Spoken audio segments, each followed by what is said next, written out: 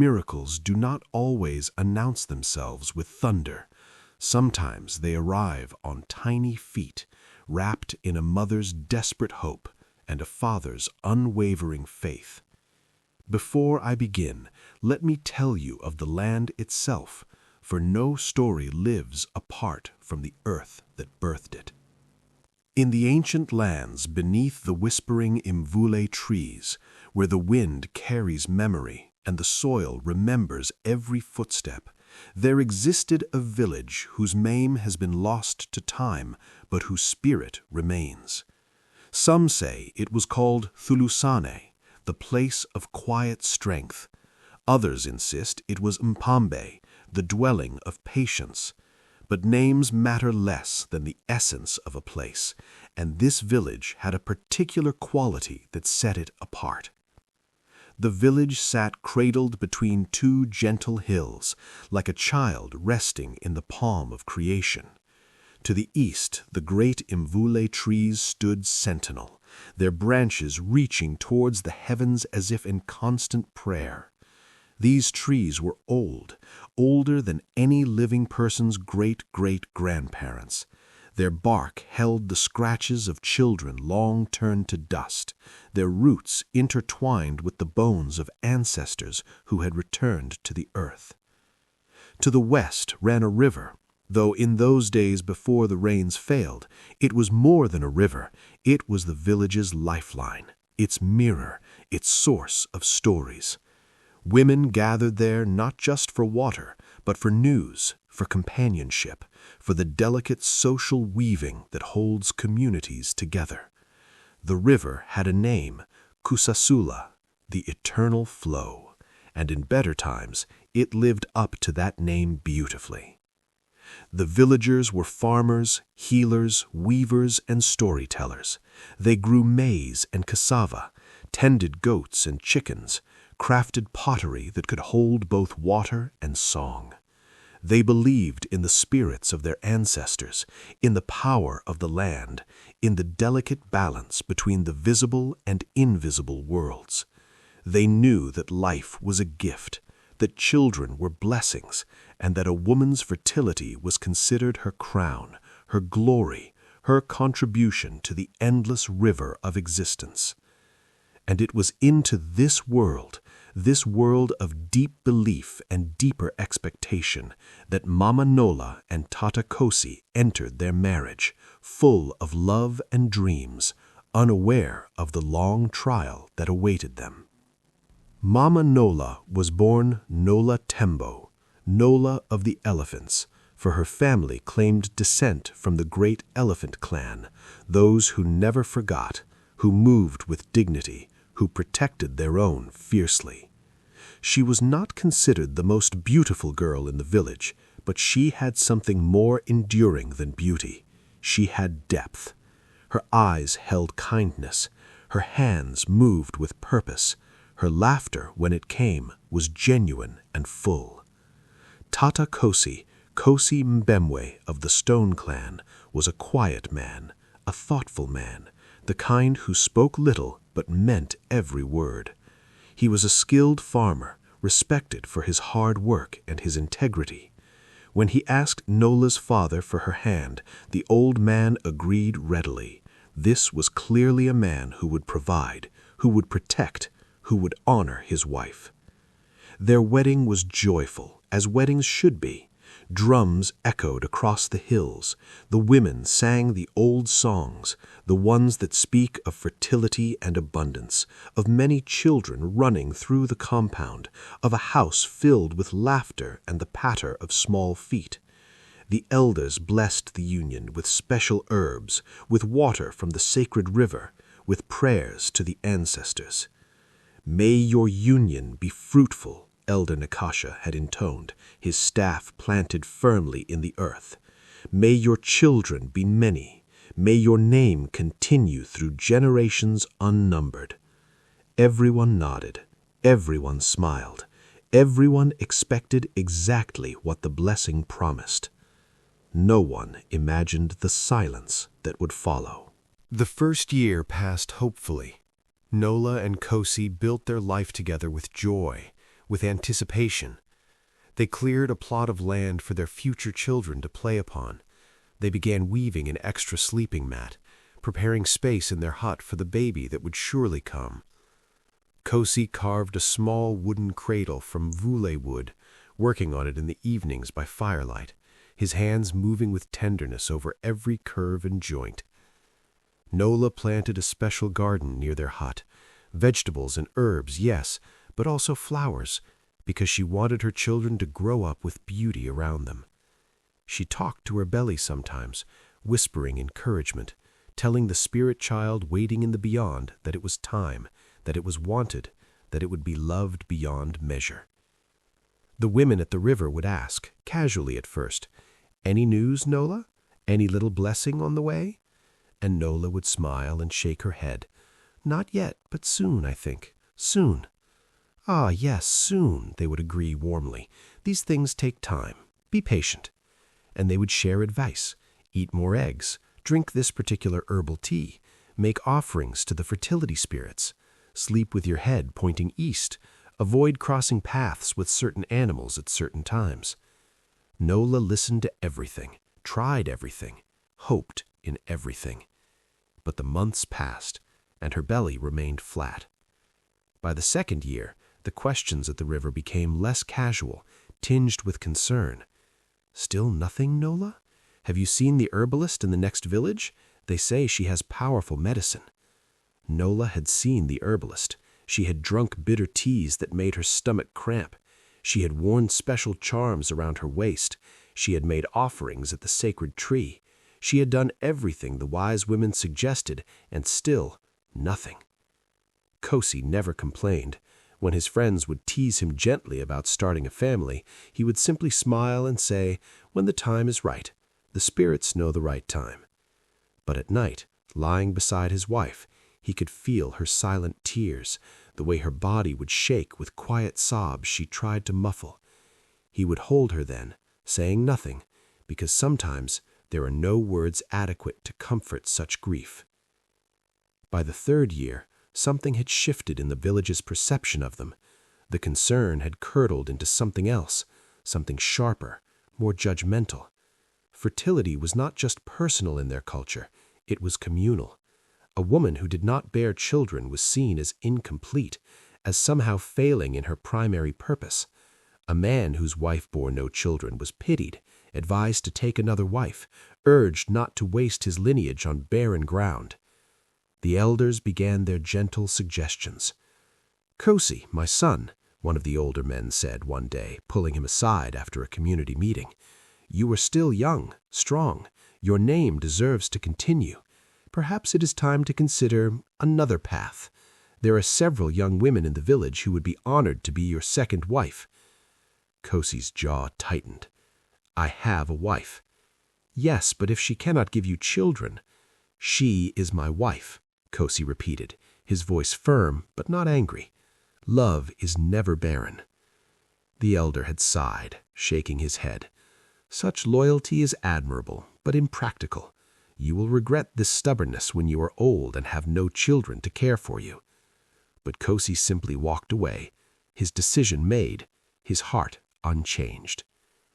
It started subtly, as cruelty often does, a comment here, a laugh there. The women at the river no longer asked Nola about pregnancy. Instead, they talked around her, their conversations pointedly focused on their own children, their own fertility, their own blessings. "My youngest is walking now," one would say loudly. "Already? How wonderful! My daughter is expecting her third. 3! Can you imagine the joy?" And Nola would stand there, filling her water pot, her face carefully neutral, her heart breaking a little more each day. Then the whispers became less subtle. "Poor thing, maybe she offended the ancestors somehow. Or perhaps she's cursed. I heard her mother's lineage had trouble too. Barren like cracked earth after drought. What use is a wife who cannot even do the one thing a woman is meant to do?" Some even laughed, loud enough for her to hear, cruel enough to cut deeply. Nola began to dread the river. The once pleasant communal gathering had become a gauntlet of shame.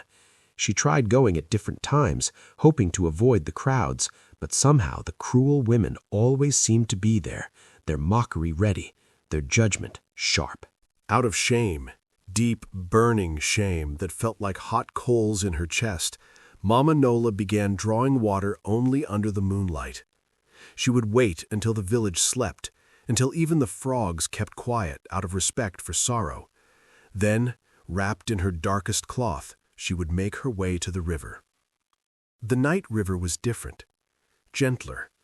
The moon would paint silver streaks across the water's surface, and for a few precious moments, Nola could pretend she was not a failure, not a source of pity and mockery. She was simply a woman, carrying water under the watchful gaze of the moon, that ancient feminine spirit who understood all women's sorrows. She carried her clay pot silently, each step heavy with the weight of unspoken prayers. Sometimes she would stop at the river's edge and whisper to the water, "Please, please, ancestors, please, spirits, grant me this one thing, one child, just one. I promise to be the best mother. I promise to raise them with love and wisdom. Please don't leave me empty." The water never answered. It simply flowed, eternal and indifferent to human pain. Tata Kosi never once raised his voice at her or blamed her. In fact, he became even more tender, more protective. When he noticed her leaving late at night with her water pot, he understood immediately. He never suggested she go during the day, never urged her to brave the mockery. Instead, he would sometimes accompany her, walking beside her in silence, his presence a shield against the dark and against the darkness of judgment. Whenever elders suggested he take another wife, he replied gently, "Love is never barren." And so they waited and held each other, while seasons passed like weary travelers trudging through difficult terrain. 5 years had passed since their wedding, 5 full turns of the seasons, 5 cycles of hope rising and falling like the phases of the moon. Nola had long stopped hoping. Hope, she had learned, was a dangerous thing. It made the disappointment sharper when it inevitably came. She had settled into a kind of numb acceptance, a gray middle space between despair and peace. She went through her daily tasks mechanically, farming, cooking, weaving, and the nightly walk to the river for water. This particular night, the moon hung large and golden, like a gourd spilling light over the earth. The elders called this kind of moon Thulunga, the full mother. It was considered especially powerful, a night when the boundary between the spirit world and the human world grew thin, when prayers might be heard more clearly. Nola didn't think about any of that as she made her way to the river. She was simply tired. Tired in her bones, tired in her heart, tired of the weight of shame she carried everywhere. She knelt at the river's edge and filled her clay pot slowly, watching the water rise.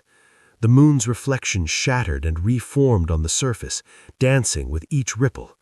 For a moment, she let herself feel the beauty of it. Just this one small, sad beauty in a life full of disappointments. As she stood, lifting the heavy pot to balance on her head, she felt something strange. A flutter. She froze, certain she had imagined it. But then, there it was again, inside her belly. A tiny movement, soft as a butterfly's wings testing the air for the first time. Her hands trembled, the pot wobbled dangerously. She quickly lowered it, placing one hand on her belly, pressing gently, hardly daring to breathe. Another flutter, stronger this time, unmistakable. The pot slipped from her other hand, falling to the soft mud at the river's edge. Water spilled everywhere, but Nola didn't notice. She stood there, both hands now pressed to her belly, tears streaming down her face, first uncertain, then overflowing like the spilled water. "Kosi," she whispered to the night, then louder, "Kosi!" She began to run, something she never did while carrying water, something improper and undignified, but she didn't care. She ran through the sleeping village, her feet barely touching the ground, her breath coming in gasps that were half sobs, half laughter. Kosi! Kosi! Wake up! It's happening!" Tata Kosi burst from their hut, eyes wide with alarm, thinking something terrible had occurred. But when he saw Nola's face, tear-streaked but radiant, glowing with something he hadn't seen in years, he understood before she even spoke. Kosi, I felt a kick inside me. A baby. We're going to have a baby." For a long moment, Kosi simply stared at her. Then his face broke open with joy, pure, unguarded joy such as she had never seen from her usually composed husband. He laughed, a deep, rolling sound that came from somewhere ancient and true within him, a laugh that neighbors had never heard from the quiet, dignified Kosi Mbewe. He picked up his wife and spun her around, both of them laughing now, crying, holding each other as if they could merge into one being, one joy, one impossible miracle. The commotion woke the neighbors. Heads poked out of huts. Someone called out, "What's happening? Is something wrong?" "No!" Kosi shouted into the night, his voice carrying across the village. "Everything is right! My wife, my beautiful wife, she carries our child!" That night, word spread through the village faster than fire on dry grass. By morning, everyone knew. Mama Nola was with child. After 5 long years, after the mockery and the shame and the whispered judgments, a miracle. The same people who had mocked sat in stunned silence. Some felt shame for their cruelty. Others felt wonder at the mysterious ways of the spirits.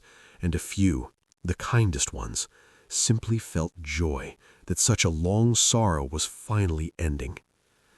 The pregnancy was not easy. Nola was older now, her body not quite as resilient as it would have been 5 years earlier. Morning sickness plagued her for months. Her back ached, her feet swelled, but she bore every discomfort with a smile that never faded. "Worth it," she would say, rubbing her growing belly. "Every moment is worth it." The village women, even some who had been cruel, began to rally around her with advice, with herbal remedies, with the shared wisdom that women pass down through generations. It was as though her pregnancy had softened something in the community, reminded them of their better nature. An old woman named Gogo Tarisai, who was respected as the village's primary midwife and healer, took special interest in Nola's pregnancy. "This child," she said one day, her weathered hands gently probing Nola's belly, "carries strong spirit, very strong. I can feel it." "What does that mean?" Nola asked nervously. Gogo Tarisai smiled, her face crinkling into 1,000 gentle creases. "It means the ancestors have been listening all along. They waited for the right time, the right season. This child was always meant to come, but she needed to arrive at precisely the correct moment in the great weaving of things." "She?" Nola's eyes widened. "You think it's a girl?" "I know it's a girl, and I know she will be special. Mark my words, Nola Tembo. This daughter will bring more than joy to you. She will bring something to this entire village, something we have forgotten how to recognize." Nola didn't fully understand, but she treasured those words, turning them over in her mind during the long months of waiting. Kosi, meanwhile, threw himself into preparations with characteristic thoroughness. He reinforced their hut, adding new supports and patching every gap in the thatching. He carved toys, small animals, rattles, a tiny wooden doll. He cleared more land, planted more crops, built a better grain storage facility. He was preparing not just for a baby, but for a future he had stopped letting himself imagine, but which now bloomed before him like flowers after long drought. As Nola's belly swelled with the passing moons, something else shifted in the village. People began treating Kosi and Nola differently, not with pity or mockery now, but with a kind of reverence. Their long wait had become legendary. Their loyalty to each other had become an example, and the coming child had become a symbol of something larger than one family's joy. If Nola can finally have a child, then perhaps anything is possible. Perhaps the spirits are merciful after all. perhaps patience truly does have its rewards. The pregnancy became a village story, a shared hope, a reminder that real miracles could still happen in an age when many had begun to doubt such things. 9 moons later, while dawn still hid behind the hills, while the stars were just beginning to fade from the sky, while the world held its breath in that sacred pause between night and day, Nola's labor began. It came suddenly, intensely. One moment she was sleeping peacefully beside Kosi. The next she was gripping his arm, her face contorted with the first powerful contraction. "It's time," she gasped. "Kosi, it's time." He had been preparing for this moment for months, had thought through every step, but now that it was actually happening, he felt his mind go blank with panic. "I'll get Gogo Tarisai. Don't move, just breathe." Despite the pain, Nola managed a small laugh. "Where would I go?" Kosi ran through the pre-dawn darkness, his feet pounding the earth, his heart pounding even harder. He reached Gogo Tarisai's hut and pounded on the doorframe. "Gogo! Gogo! It's happening!" The old midwife emerged almost immediately, already dressed, her birthing bag prepared. She had a way of knowing, the villagers said. The spirits told her when her skills would be needed. "Calm yourself, Chimwemwe," she said firmly. "Panic helps no one. Go wake the elder. This birth requires a witness. Go." By the time Kosi returned with Elder Nkasha and several other village witnesses, Gogo Tarisai had Nola settled on a special birthing mat, surrounded by sacred herbs that smoked gently in clay pots. The labor was long, hours that felt like days to both Nola and Kosi. The sun began its climb into the sky. Villagers gathered outside the hut, waiting, praying, singing the old songs that are meant to ease a child's passage from the spirit world into this one. Inside, Nola pushed and screamed and wept and pushed again. Gogo Tarisai's calm voice guided her through each contraction. "Breathe in. Now push. Good, good. Breathe again." Kosi held his wife's hand, feeling helpless and awed and terrified all at once. He had worked in the fields during countless births among the goats and sheep, had seen the natural process many times.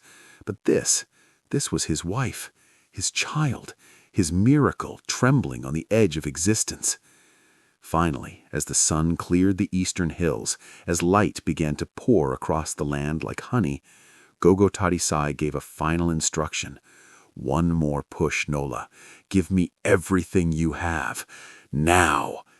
And Nola, drawing on reserves of strength she didn't know she possessed, pushed with every fiber of her being. A cry broke the dawn, soft but firm, as though announcing destiny itself. "A girl!" Gogo Tarisai's voice rang with satisfaction and wonder. "A daughter! And look at her eyes!" The baby girl's eyes were already open, bright and alert, catching the first rays of sunlight streaming through the gaps in the hut. They seemed to hold something ancient, something wise beyond the few seconds she had been breathing Earth's air. Gogo Tarisai cleaned the child gently, her movements reverent. "Just as I told you, Nola. Special, very special. This one carries old light." She placed the tiny girl on Nola's chest, and the new mother's tears fell onto her daughter's forehead like a blessing. Kosi knelt beside them, one large hand gently touching his daughter's tiny head, his face transformed by joy so profound it seemed to make him younger, as if the years of waiting had never happened. Outside, the villagers heard the baby's cry and erupted in celebration. Drums began to beat spontaneously, voices rose in song, children danced. Even those who had been cruel to Nola felt themselves caught up in the moment, for the birth of any child is a miracle, but the birth of this child, after such a wait, after such suffering, felt like a gift not just to one family, but to the entire community. Elder Nkasha entered the hut, his old eyes misting with tears. "The spirits smile on us this day," he said softly. "This child, We must prepare Imvaba immediately. This naming ceremony cannot wait." And so preparations began at once. It would take place at the next sunrise, the moment when spirits walk closest to the living world, when names can be properly given, when a child's destiny can be ceremonially acknowledged. The naming ceremony, Imvaba, is one of the most sacred rituals in the village tradition. It is the moment when a child receives not just a name, but an identity, a place in the cosmic order, a connection to ancestors and to the land itself. As the next dawn approached, the village transformed itself. Women swept the central square until not a single leaf remained. Men erected a small platform where the naming would take place. Musicians tuned their drums, checking and rechecking the tension of the skins. The sacred fire was lit, the one that burns continuously in the village center, tended by the elders, never allowed to die.